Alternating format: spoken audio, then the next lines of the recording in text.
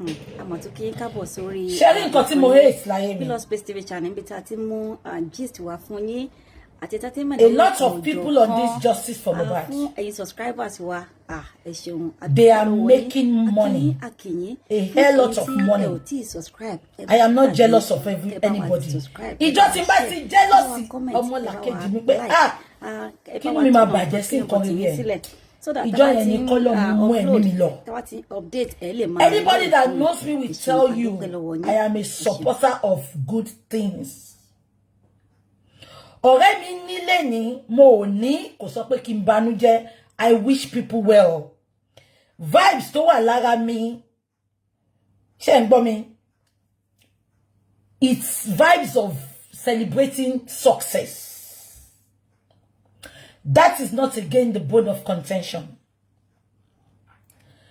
Mo máa gbé yín padà sí when fracas started tonight. Because when people start telling me, don't allow this, Babani, I don't like it, please. When I decided to come into this justice for Mohbad, me gba permission or anybody. Nobody forced me. And I'm always saying it.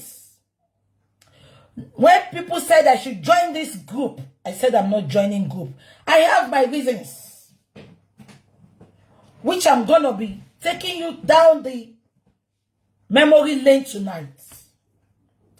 Kewa sorting by Jebi. Sherry, many people tell me wa ba iton. Oda ba roba le ba.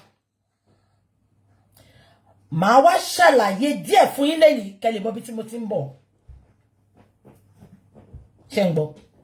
When Facebook fracas started, kẹ́ lè mọ̀ pé mi tẹ́ ń wò yìí, mo máa ń gbàgbé nǹkan. When Facebook fracas started in 2016, mi sọ̀rọ̀ ìyá yẹn o. The second blogger I am also in justice for Mohbad. So I will be referring to her as Dublin blogger. Iya yen kọ́ ni Mombawi. The second lady tó wà ní Dublin, tó wà nínú justice and kò ṣe the other lady yen Mombawi o. Tó ń bú bàbá ń gbà kan kò ṣe yẹn. The main Dublin blogger tó lọ tí bàbá lọ kí nílé. Òun ni mo refer sí. Ṣé ń gbọ́. When the saga started, ibi tí mo jókòó sí ńjọ́ náà ni tí mo dá sọ̀rọ̀ náà ni because I wanted peace genuinely. Mo lè má ṣe jọgbọ́n mo má sọ kíní kan fún gbogbo yín. But ẹ bá ń wá ẹ tó ní peace jù láyé yìí, èmi ni.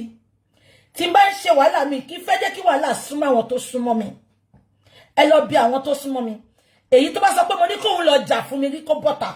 Mo máa sọ fún ẹni pé take several seats. Let me do it for you. Because ìjọ̀gbọ̀n rọ̀ èmi lọ́rùn. Ọmọ àti Jésù ló gbà lọ́wọ́ mi. Ìjọ̀gbọ̀n rọ̀ mi, I'm on TikTok. Ìjọ̀gbọ̀n rọ̀ mi lọ́rùn gan. Àgàgà tí n bá wà lórí òótọ́. Màá tàtàn síbẹ̀, màá dàgbà síbẹ̀.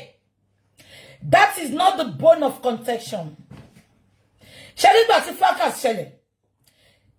Sherry blogger Dublin tó wà ní justice yẹn. Ṣé ń gbọ́ mi. Sherry mama Dublin yẹn tí máa ń pè ní Ọ̀rágùtàn yẹn. Kò gbà tí blogger Dublin yẹn rárá. Ìgbà tí mama yẹn máa kọ́kọ́ bẹ̀rẹ̀ justice.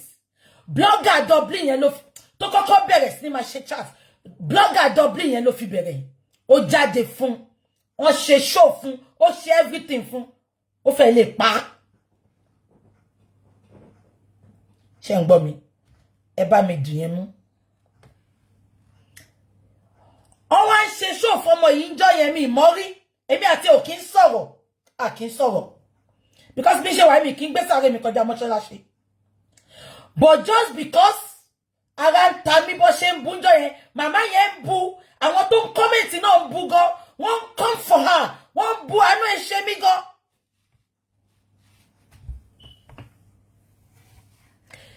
Ẹni tí mo kí ń bá sọ̀rọ̀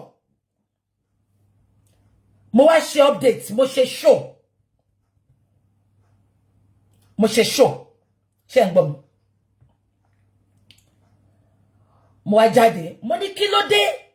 Ìyá yìí ń bú girl yìí, ẹ̀yin náà dẹ̀ tún bú, ṣe fẹ́ pa ni. Mo dá sọ̀rọ̀ yẹn, èmi àti ò kì í sọ̀rọ̀, ẹ má gbàgbé. Ó wọnú inbox mi, ó dúpẹ́ lọ́wọ́ mi.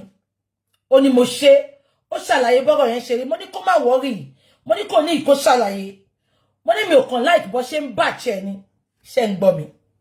Ẹ bá mi tún dì yẹn mú. Ṣẹ́rí lady yẹn, èmi ti mọ̀ as a snitch tipẹ́. Mo ti mọ̀ lálábòsí. But ìgbà tí justice dé, mo wò pé ìjà kan náà la jọ ń jà. Ibì kan náà là ń lọ. Mo fi gbogbo past yẹn sẹ́yìn. Ẹ rántí ìgbà tó ń attack ẹ̀, ìgbà tá bẹ̀rẹ̀ justice. Èmi gangan ni máa ń gbèjà ẹ̀. Ṣé rántí? Ẹ jẹ́ kí n máa sọ lọ. Ìgbà tí mo wá ṣe ṣóńdọ̀ yẹn, mo ní káwọn tó ń follow ìyá yẹn kàn yé bu mọ́ pé ìyá yẹn ń bu, ẹ̀yin náà ń bu, ṣe fẹ́ pa ni. Mo ṣe show yẹn fún, ó dẹ̀ wọnú inbox mi. Ó dúpẹ́ lọ́wọ́ mi, mo ní kó má worry. Mo ní this is me. Ó kàn mọ̀ mí ni. From there, à ń sọ̀rọ̀, ó ṣe ṣóńdọ̀ yẹn pàápàá tó dúpẹ́ lọ́wọ́ mi. Èmi ti ṣe tèmi. Mo ti kúrò ńbẹ̀. Mo ti kúrò ńbẹ̀. Ṣé ń gbọ́ mi? 2 weeks after. Ṣé ń gbọ́? 2 weeks after. Mo ń gbé yín lọ sí nǹkan tó ń fa gbogbo wàhálà yìí ni o. 2 weeks after, àbúrò mi Fọláṣadé Eloquenza. Beautiful sweet girl. Èmi àti ẹ̀ ní ìyá ayé attack ń gbà yẹn. Ipa ń gbèjà Ọ̀rágùntàn. Now, ṣé wọ́n ti pé mo ti gbèjà bèbí rí tí mo dúró fún. Ìjọ tí mo ní kó má bú gan, wọ́n attack mi. But mi ń wo gbogbo yẹn. That is not bone of contention now. Ẹ jẹ́ wá lọ síbi bone of contention. Ìgbà tí wàhálà yẹn wá pọ̀, ìyá ayé wá attack mi. Ṣadé wá ń dá sí. Ẹ mọ̀ nǹkan tí girl Dublin yìí ṣe. Kò tá sí Ṣadé láti jọ tí Ṣadé ti dúró tì mí o. Bó ṣe rí pé Ṣadé ń dúró tì mí, ó ń gbèjà mi. Ó bá lọ ṣe show. Lady yìí, tí ò bá ń ṣe ọ̀rọ̀ justice, kò ń ṣe tó jẹ́ kí n bá ṣe. But bó ṣe rí pé Ṣadé ń gbèjà mi, lady yìí máa lọ ṣe show ni. Ṣadé Eloquenza kò wá sọ pé kó má gbèjà mi. Ó wá lọ wádìí Ṣadé, ó wá bù ń pé ẹni tí Ṣadé kọ́kọ́ bímọ fún. Ó tàn mọ́ Kudi, ó tàn mọ́ blogger yẹn. Má bínú pé mo dárúkọ ẹ o. Ó tàn mọ́ blogger yẹn, ẹni tí Ṣadé bímọ fún. Ó wá bọ́ tàǹjọ́ náà. Ó wá bẹ̀rẹ̀ sí ní sọ story. Cousin òun ni Ṣadé o. Kí Ṣadé má jà o. Kí Ṣadé má dá sọ́rọ̀ tí ò kàn o. Kí Ṣadé má dá sí o. Ẹni tẹ́mi ti gba búlẹ̀tì fún rí.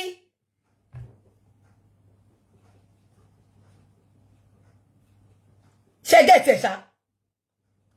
Ẹni tẹ́mi ti gba búlẹ̀tì fún rí. Ó wá bọ́ síta. Ṣadé nìkan ni mo rí nígbà yẹn. Ṣadé ló dúró ní dúró pé mo mọ àǹtí yìí. Gbogbo nǹkan tẹ́ ń sọ ń pa àǹtí yìí ò ń ṣòótọ́. Ẹnìkan ṣoṣo tí mo rí nígbà yẹn, ó tún wá lọ ń ṣe show ìwọ tí mo dúró fún, tí mo gbà. Nígbà òjò. Bí ṣe wá rí nǹkan tó ṣe yẹn, ẹ dẹ̀ mú èmi, mo ò mọ̀rọ̀ fi sínú. Mo wá bọ́ta, mo ṣe show fún. Mo ṣe show gidi gan fún pálábòsí ni ẹ. Ore pé aṣièrè gbàgbé, ìwọ tó ti pa tán, ó sọ̀nà. Ó lóun fẹ́ kú gbà tó ìyá yẹn jáde fóun. Ṣé ń gbọ́? Ó lóun fẹ́ kú, ọpẹ́lọpẹ́ mi. Ìwọ ló wá bọ́ta, ẹnìkan ṣoṣo tí mo rí, ó tún wá ní kó sá fún mi, pé kó má dá sí. Mo wá bọ́ta, mo ṣe show yẹn fún. Mo ṣe show tí mo fún ní nickname gidi. àbí ẹ gbọ́ mi àti ìgbà yẹn oníkálùkù wá dúró sáyé ẹ̀ mi bá ṣe. Don't worry, I'm focusing. Some people are not getting what is happening. So I'm explaining. Please, just calm down for me.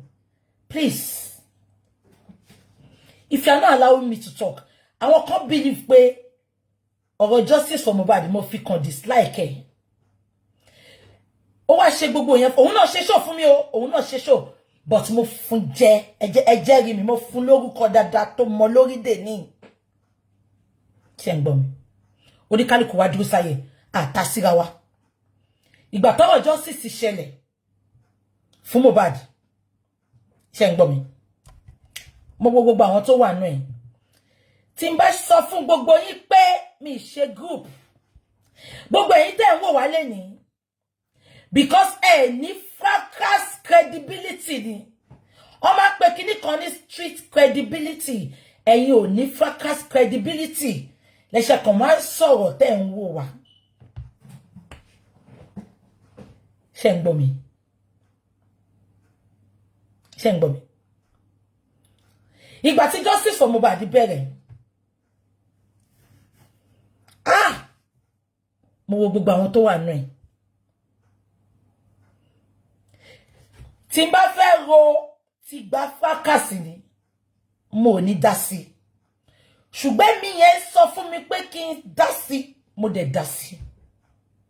Ṣé gbogbo yín rántí pé that lady in Dublin, blogger Dublin yẹn, ó ń ṣe tiẹ̀, èmi náà ń ṣe tèmi, but gbogbo yín ẹ bá mi concur.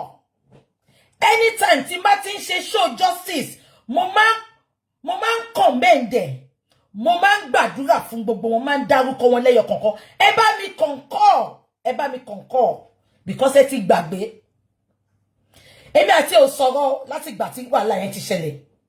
Ṣùgbọ́n ṣé gbogbo yín rántí to the extent pé ìgbà táwọn olùlẹ̀ nation tó sọ pé òun ló kọ́kọ́ dárúkọ ọba Lẹ́kì. Mo ní kò ń ṣe òun, ṣe rántí mo ṣe show tí mo gbèjà ẹ̀. Mo ní kò ń ṣe òun. Mo ló kàn sọ pé ọba fẹ́ ju ọmọ. Ọba ló ní ọmọ. Ipe ọba ṣe rántí. Mo gbèjà ẹ bá mi concur, ẹ ṣoríire. Gbogbo ẹ̀yin tẹ́ ń concur yẹn, ẹ ṣoríire. Mo jà fún. Tó bá ń ṣe show, àwọn èèyàn á pè mí. Màá lọ join show yẹn. Màá comment. Mi ní dá sí, mo kàn máa comment. Mi kì í dá sọ̀rọ̀ wọn. Kẹ́lẹ̀ mọ̀ pé mi ò kì í fìyàn sínú, mo ti move on. Ọ̀rọ̀ Mohbad ti pa gbogbo wa pọ̀.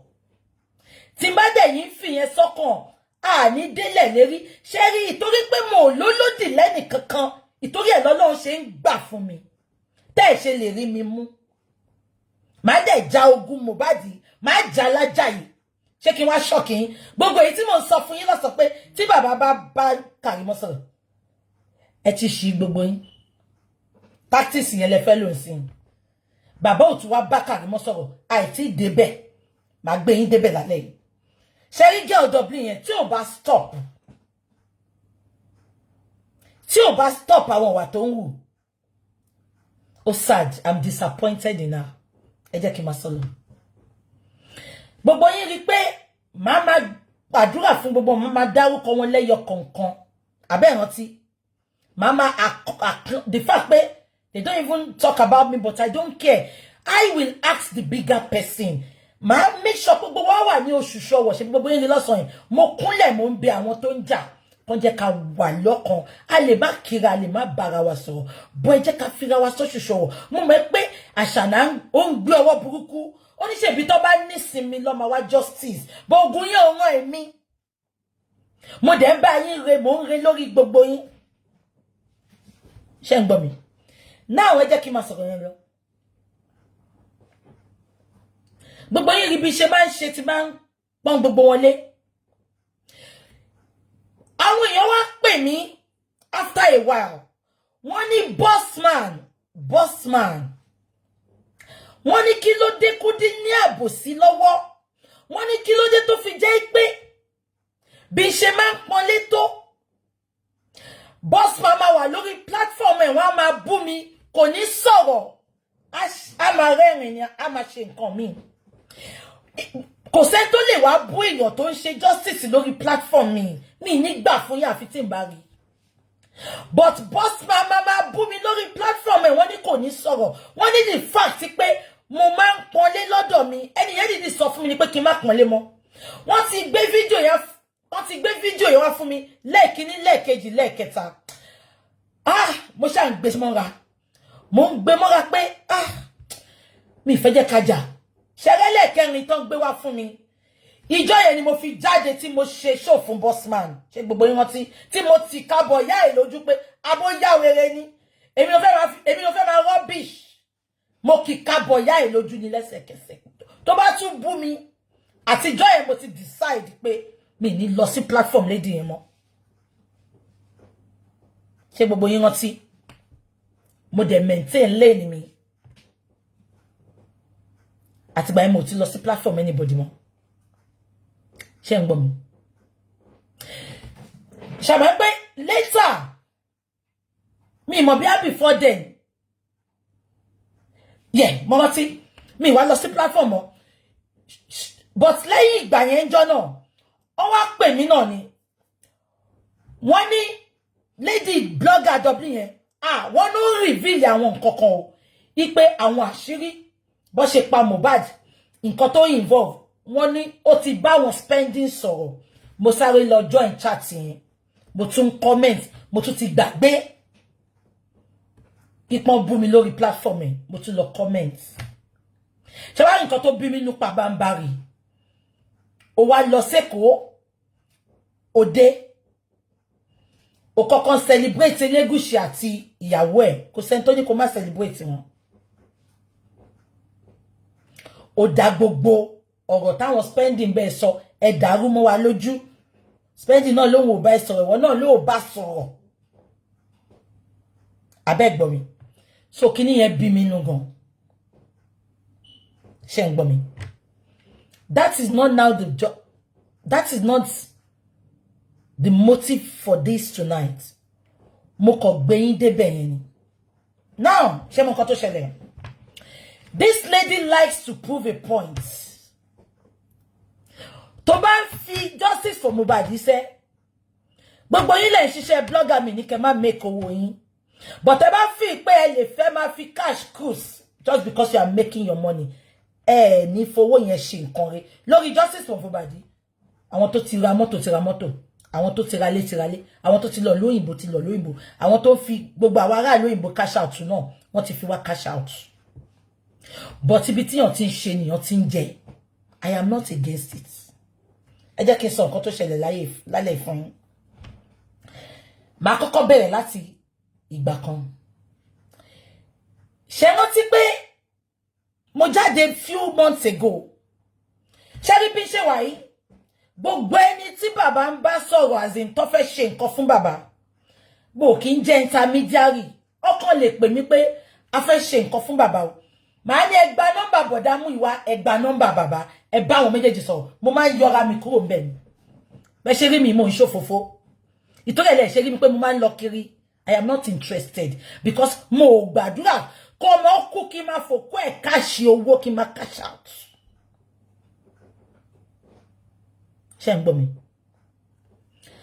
ó wá níyàn kan tó ń sọ̀pọ́tì bàbá ń gbà yẹn tí bàbá bá travel gbogbo bó ṣe ń lọ sí Abuja ibi tó ń dé sí ẹni yẹn ló ń finance ẹ̀ àníwájú Ọlọ́run àti ènìyàn bàbá kọ́ ló sọ fún mi bọ̀dámù ìwà kọ́ ló sọ fún mi Gurexy kọ́ ló sọ fún mi mi mú ẹni yẹrí mi kí n bá sọ̀rọ̀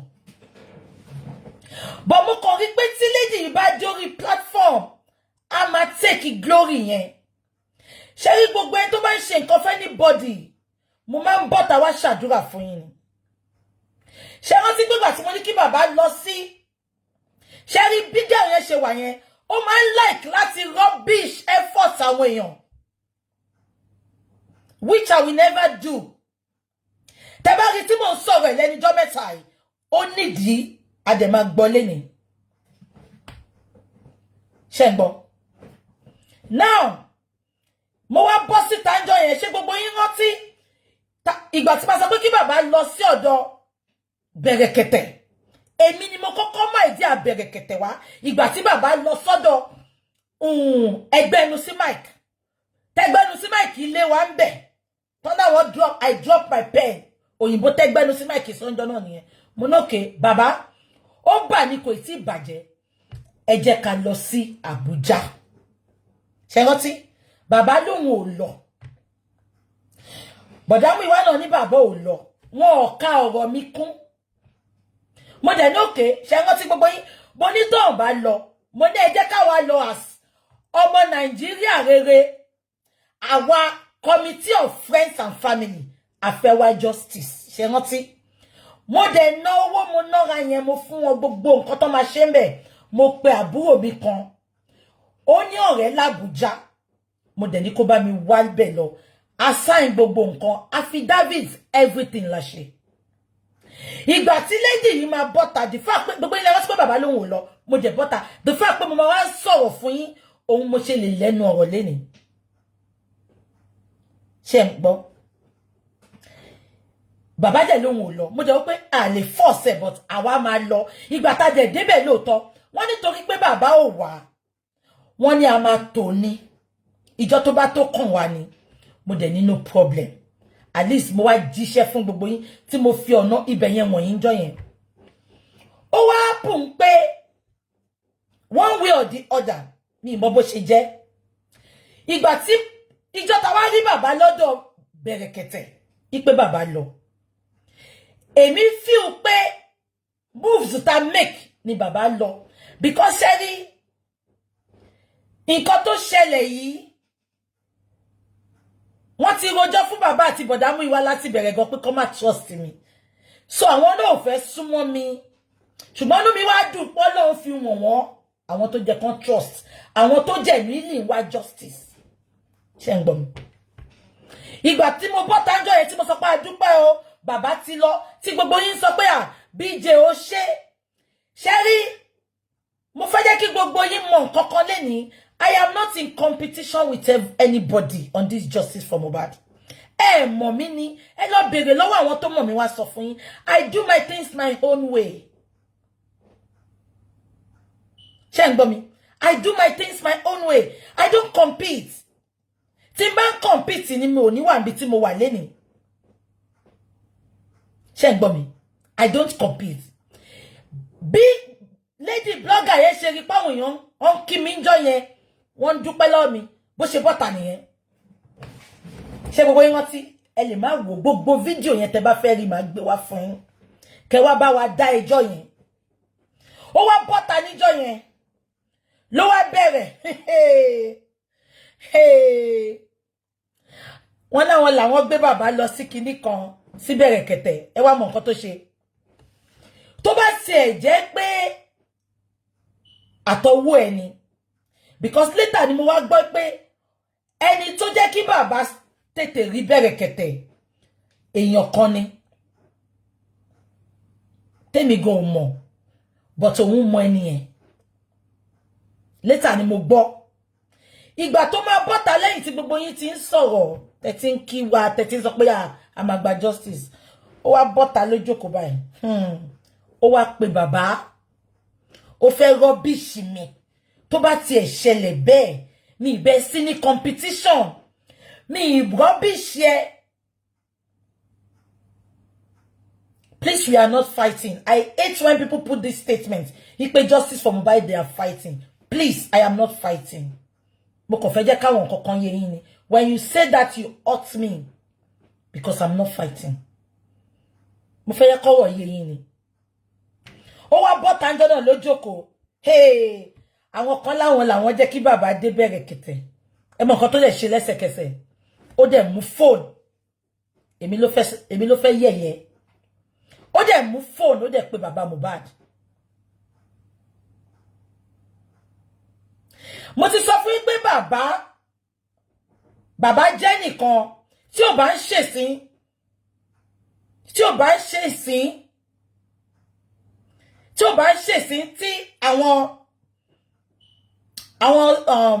àwọn legal team tó sọ fún bàbá kó wà careful phone tó máa gbé kó yé máa báyàn sọ̀rọ̀ jù. Anybody tó ń support wọn láti jà fún Mohbad, bàbá máa bá yín sọ̀rọ̀. Bó ṣe ní lórí platform ẹjọ́ yẹn. Mi mọ̀ bí ó sọ fáwọn tó ń wò bí ó fẹ́ pé bàbá, bí a kò sọ fún wọn ló bá pé bàbá. Bàbá Mohbad ẹ pẹ̀lẹ́ ẹni. Báwo lẹ ṣe rí bẹ̀rẹ̀ kẹ̀tẹ̀ sí? Ni bàbá Mohbad náà sọ, ọpẹ́lọpẹ́ yín, ọpẹ́lọpẹ́ yín, ọpẹ́lọpẹ́ Ọlọ́run. Ẹ̀yin lẹ jẹ́ kí n dọ́dọ̀ bẹ̀rẹ̀ kẹ̀tẹ̀.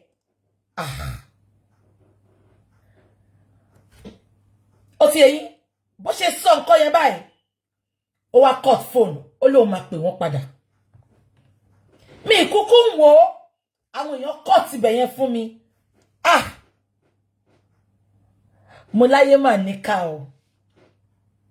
Èmi àti ò kí ń sọ̀rọ̀. Àwa la sọ pé kí bàbá wa lọ bẹ̀rẹ̀ kẹ̀tẹ̀. A dẹ̀ rí bàbá ń bẹ̀. Ṣé bá máa zoom pa wà ni? Mo bá yàn kọkọjà, abẹ́gbọ́ kí n bọ́ta sọ̀rọ̀ ń pa yẹn. Mi sọ. Mo tún ń wo. Àti ìgbà yẹn ni wọ́n ti decide pé èmi mean well pẹ̀lú girl yìí because àwọn wá justice boss òun for one reason she just hates me. Mi mọ nǹkan tó fà á. Mi to mind ṣé ń gbọ́ mi. Màá wá sọ nǹkan tó ṣẹlẹ̀ lálẹ́ ìfún yín. Ṣé rántí pé lọ́sàn yìí? Ṣé ń gbọ́ mi? Mo ń bọ̀, ẹ má bínú. 2 weeks ago, ìgbà tó gbé Karimo wá fún wa. Ṣé ń gbọ́ mi?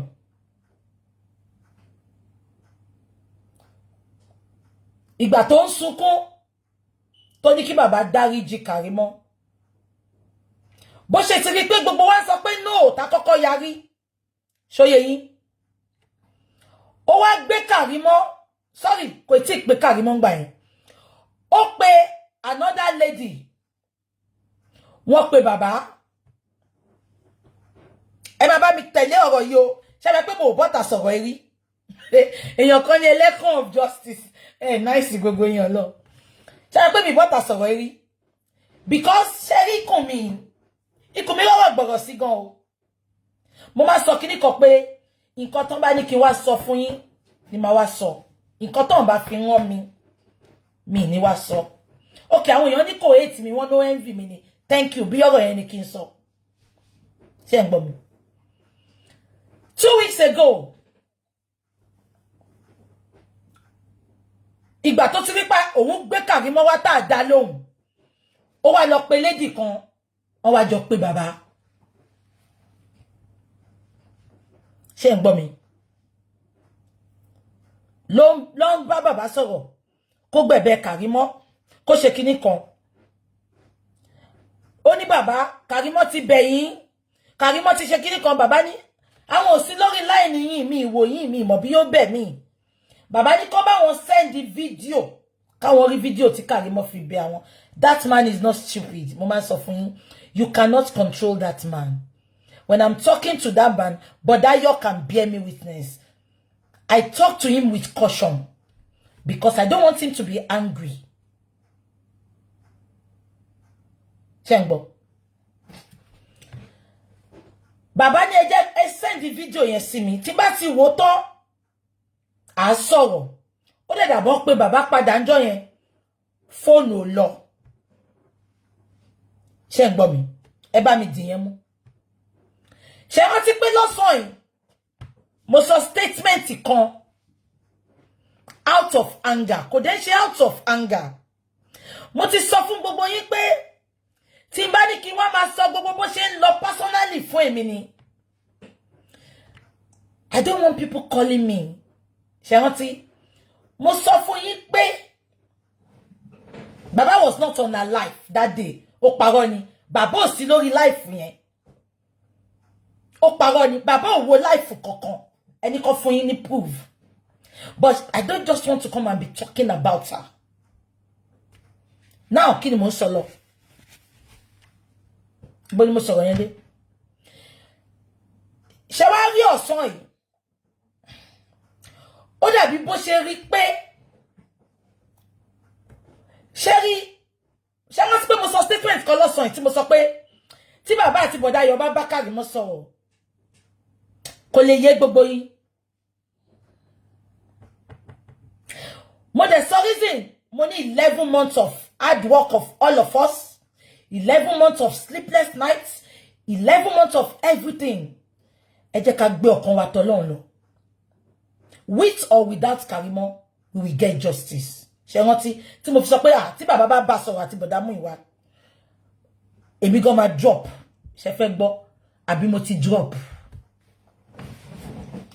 She now wanted to take an advantage of that. Ẹ wá mọ̀ nǹkan tó ṣe. Ó wá mú Honey J Blink ní lady yẹn jẹ́. Ẹ má gbọ́ o. Ibi tí mo ń lọ gangan ni mo dé yìí. Ẹ bá mi farabalẹ̀. Lady tó wà ní Dublin yẹn, ó wá lọ pé Bossman ìránṣẹ́ èṣù. Ó lọ pé Bossman. Ó ní kí Bossman kó lọ pé lawyer Odumosu àwọn àti Wahab lọ́yìn jọ ń ṣiṣẹ́, and they are doing a lot of absolutely wonderful thing. Lawyer Odumosu lè ti ṣe mistake níbẹ̀rẹ̀, but everybody is working together now. And Lawyer Wahab is very happy to work with him. Ṣé ń gbọ́? Olórí burúkú ẹ̀ tó pé mute yẹn, ma block ìyá yẹn sin tó bá tuti wá. Wọ́n ti sọ nǹkan tó ń jẹ́ mute fún mi. Ẹ má bínú, mo ti block ẹ̀. Ṣé nǹkan tí mo sọ yé yín? Ṣé ń gbọ́ mi? Ó wá rán Bossman ní ọ̀sán yìí. Ó ní kó lọ pé Lawyer Odumosu. Ipe Karimo fẹ́ bá wọn sọ̀rọ̀. Ṣé ń gbọ́ mi? Lawyer Odumosu ní no problem. Can I have Karimo's number? Ẹ má gbọ́. Ó ní tí ẹ má gbọ́, Bossman wá relate nǹkan tó sọ.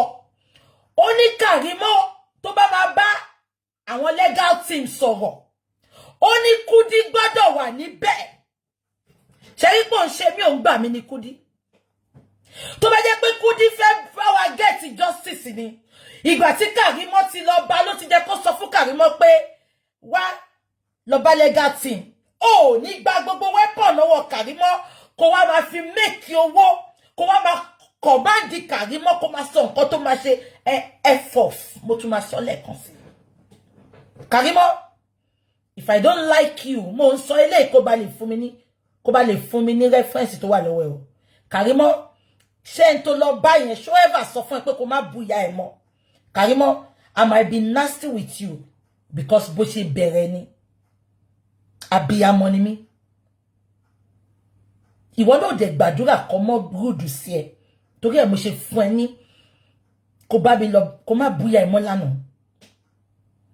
Tí n bá wicked ni kò kàn mí now, èmi á máa analyze. Bó tẹ̀ jẹ́ pé mo ò pawó, màá máa ní content. But kí ló kàn mí? Ẹ̀rí pé ojoojúmọ́ gan kọ́ ni máa ń jáde. Abẹ́ gbọ́ mi. Wọ́n sọ fún legal team pé condition kan ni Karimo máa fi bá wọn sọ̀rọ̀. Kudi gbọ́dọ̀ wà níbi tó ti fẹ́ bá legal team sọ̀rọ̀. Ẹ bá mi dá ẹ̀yin tẹ́ ń sọ̀rọ̀ pé BJ ń bínú, báwo ló ṣe possible ẹ jọ̀ọ́. Legal team dẹ̀ sọ pé ìyẹn ò possible. Ipe èmi àwọn àti Wahab àti Karimo làwọn gbọ́dọ̀ wà nínú meeting yẹn. Àwọn ò fẹ́ external body.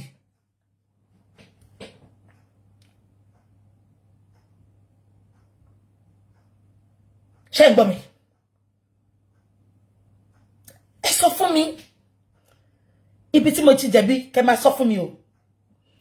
Ó fẹ́ dá use content yẹn. Ó fẹ́ dá máa fi pawó. Ìgbà tí Lawyer Odumosu wá yarí ipe never. It is not part of etiquette of lawyer. Ìtọ́ ẹ̀mí sọ pé àwọn ilé iṣẹ́ fáìlì ló ń gbé wọn ṣe lawyer gidi. Because tó bá jẹ́ lawyer gidi, bá mú ìwà sọ̀rọ̀. Bàbá ló ń bá. Bá kí ni tiẹ̀ tó ṣe fẹ́ wà ńbẹ̀? Kí ló kàn wá? Mo ti sọ fún gbogbo yín lẹ́yìn. Amẹ̀bọ ni gbogbo wa ń ṣe. Àti ní kó lọ bá legal team, ó tún wá sọ pé ó fẹ́ wà ńbẹ̀. Láti lè bá wa sọ pé nǹkan tó ṣẹlẹ̀ nílé ni. Nǹkan tó ṣẹlẹ̀ nílé ni. Ṣé wọ́n ti pé nǹkan tó ṣe ń gbà spending náà nìyẹn. All the information yẹn. All there kò jẹ́ káwọn spending àwọn prime boy buy anybody sọ̀rọ̀. Platform ẹnìkan ló máa ń pè sí. Ẹ wá máa gbọ́, ẹ̀yin ọmọ mi. Who does that? Ẹ máa gbọ́ ẹ̀ tí gbọ́n kankan.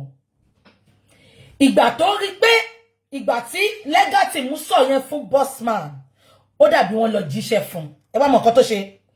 Ó wá pe J Blink yẹn. On va le pe baba. On va le pe baba.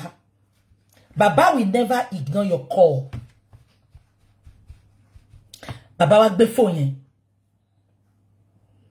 Ìgbà tí baba gbé phone. Ẹ má gbọ́ o. Ẹni kó play ohùn baba. Tí baba bá wọn sọ̀rọ̀ àbí tó bá Karimo sọ̀rọ̀. Ẹni kó play ohùn yẹn. Mo díẹ̀ wọn kó play ohùn yẹn. Ṣé ń gbọ́ mi?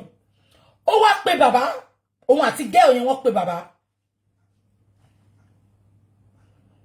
Bàbá gbé phone. Ṣé ń gbọ́ mi? Ìgbà tí bàbá gbé phone yẹn. Ó wá sọ fún bàbá pé bàbá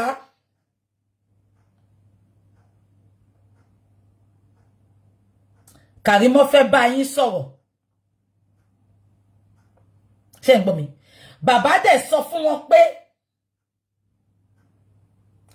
ẹ sọ fún Karimo kó fún mi nọ́mbà.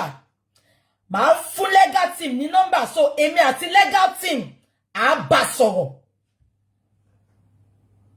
Ṣé ń gbọ́ mi? Ó wá sọ fún bàbá pé Karimo sọ pé òun ò fẹ́ fún bàbá ní nọ́mbà. Kẹ́rí game táwọn people ń play lẹ́yìn.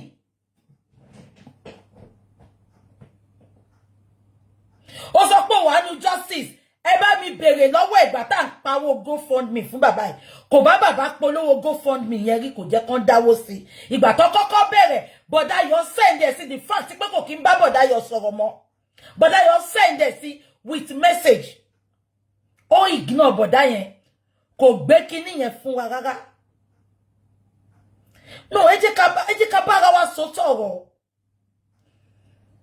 Ìkà ò jẹ́ ṣe sí ẹ bẹ́ẹ̀. Bàbá sọ pé ẹ fún mi ní nọ́mbà Karimo màá pè é. Wọ́n wá sọ fún bàbá pé Karimo ní kó má fún ẹnì kankan ní nọ́mbà òun.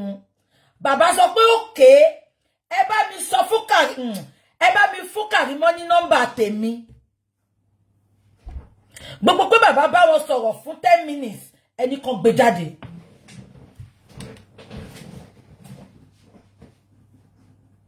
Yes, nǹkan tó ṣẹlẹ̀ ni mo sọ fún yín. Ẹnì kan gbé jáde bí tí bàbá ti bá wọn sọ̀rọ̀ 10 minutes. Ṣé ń gbọ́ mi?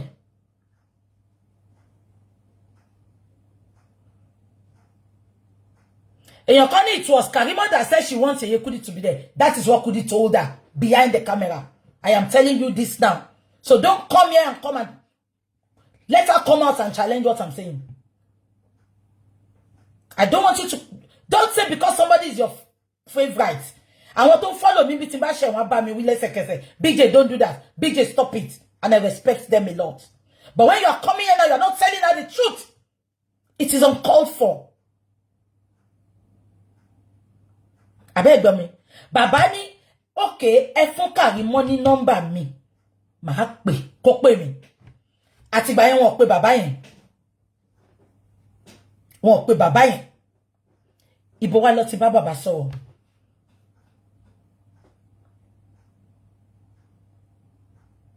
Now, Sherry, nǹkan tó wá ń dùn mí ni pé mi bá má bọ́tà yìí. Ó sọ statement kan tí mo ṣe bọ́tà lálẹ́. Dublin blogger. ìwọ sọ pé ṣé torí pé mò ń fún bàbá lówó ni mo ṣe ń control bàbá. Tí n bá control bàbá, k'Ọlọ́run fìyà jẹ mí. I am guiding him, and it's not just me. I want peace for that man. I don't want that man to be thrown under the bus again. I want ìfọ̀kànbalẹ̀. I want the best for him. Ipe tó bá ṣe wá di lọ́la, ẹ rí nǹkan fall back sí, ẹ lọ bí bàbá yẹn kan tí máa sọ fún lójoojúmọ́. Bàbá, ìgbà ò lọ bí òréré.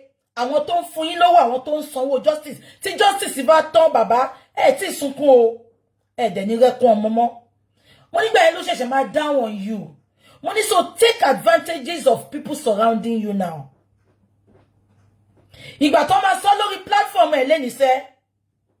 Wọ́n ní ṣé torí mi ń fún bàbá lówó ni mo ṣe ń control ẹ̀. It is so disheartening for me. Èmi. Ẹ bá mi bèrè lọ́wọ́ ẹ̀ ṣó mọyé ìtọ́rí àánú tèmi ń ṣe ni mi ní sọ̀rọ̀ jù. Mo ń bọ̀. Ẹ má bínú. Mo ń bọ̀.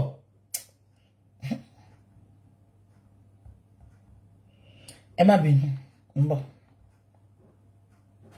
ń bọ̀. Ṣọ́rọ̀ bélébí lèmi ni. Èmi. Mo ń bọ̀.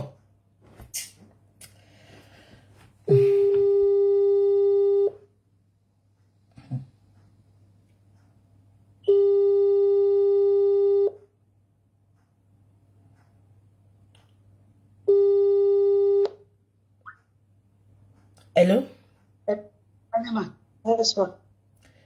Ẹ bá mi confirm orúkọ yín mi fẹ́ dá orúkọ yín kó má rò bí pé yín kọ́ ni mò ń pè. Ta ni mo bá sọ̀rọ̀? Táwa Kàlítù. Ẹ ti sùn ni? Ó ṣe ń sùn lọ ni mà. Ta ni mo bá sọ̀rọ̀? Táwa Kàlítù. Ṣé lè sọ̀rọ̀ àbí kí n pè yín padà? Mo lè sọ̀rọ̀ mà. Mo lè sọ̀rọ̀. Ẹ jọ̀ọ́ mo fẹ́ sáré béèrè kankan lọ́wọ́ yín ni. Mo fẹ́ jẹ́ kẹ́ bá mo fẹ́ confirm kankan pẹ̀lú Mo ṣe kírun tán ni mo yọ wà níbí mo ń sọ nǹkan fún mo yọ. Mo fẹ́ jẹ́ kẹ́ mo fẹ́ confirm kankan ni. Okay ma. Tí n bá ní kẹ́ fáwọn èèyàn lówó lóṣooṣù, ó kéré ju èlò ni máa ń send sí yín. Bí 600, 700. Ni máa ń sọ pé kẹ́ fi ṣe kí ni? 700,000. Ẹ máa ní kí n fáwọn èèyàn.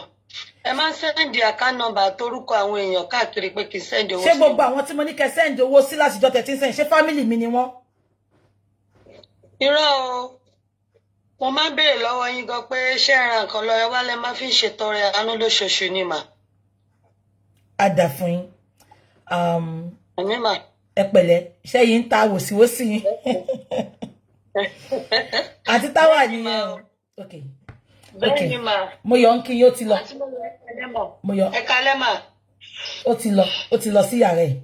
Ẹ ṣé àti táwa. Okay mà. Ẹ máa bá yín sọ̀rọ̀, ó dàbọ̀.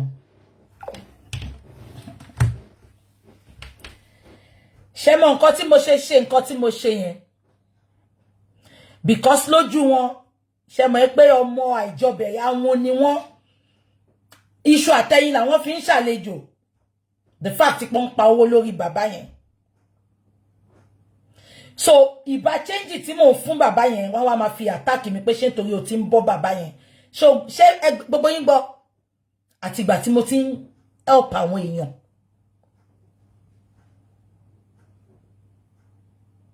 Àtìgbà tí mo ti ń support àwọn èèyàn tí mo mọ̀ rí, tí mo dẹ̀ gbé wọn wá sórí internet kẹ́ bá mi dáwó fún wọn. Owó mi ni owó tí mo ṣiṣẹ́ fún ni. Tán bá ti fẹ́ attack mi, wọ́n á máa sọ pé ṣé toro ti ń fún bàbá yẹn lówó. Èmi tó yẹ pé mo máa ń ṣoré mi mo ti ẹ̀ ń wo bẹ̀. Okay, tẹ́ bá sọ pé torí mo ń fún bàbá lówó, ṣáwọn tí mo ń fún lówó ń sin yẹn tí mo ní kó máa pówó fún, ṣé mo mọ̀ wọ́n rí yẹn àbí mo ń pàṣẹ fún wọn? Ẹ jẹ́ ká máa bẹ̀rù Ọlọ́run. Nǹkan kan tí mo fi wá fún lésì nìyẹn. Bí akáni kò sọ yẹn, màá kàn máa update fún gbogbo yín ni. It is an insult on me because mo ti ń fúnyàn lówó kí wàhálà Mohbad tó ṣẹlẹ̀. Ìtorí ẹ̀ ni ò ṣe cost mi anything gbà tí mo ṣe promise yẹn. Wọ́n mepa wà lórí platform o. Mo yọ̀ ni mo sọ pé mo fẹ́ confirm nǹkan fún. Tá bá sọ pé bí àtorí èrò tó ń wò mí. Ní rí mi kí n wá sírègùn. Mi kì í ṣe.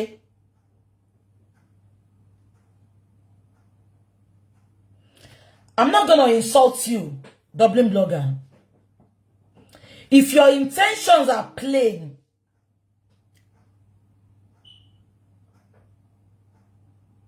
Ọlọ́run á gbà fún ẹ. But intention ò bá plain tó ní motive, Ọlọ́run ò ní gbà fún ẹ.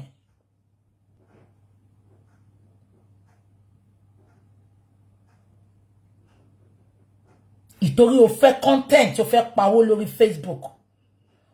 Ọ̀rọ̀ Karimo kò jẹ́ kó le tó, kò jẹ́ kó fàjà láàrin gbogbo wa. Tó bá jẹ́ pé o ní làákàyè ni, ó gba ẹnu mi. Ṣó fi pé mi ni Karimo máa wá bá. Àwa sọ ọ̀rọ̀ Karimo di content. Hell no. Tó máa fi mú mi lọ́rùn ọwọ́ báyìí. Ṣó mọ nǹkan tí mo mọ̀ ṣá? Ṣó mọ nǹkan tí mo mọ̀ ṣá? Jesus Christ.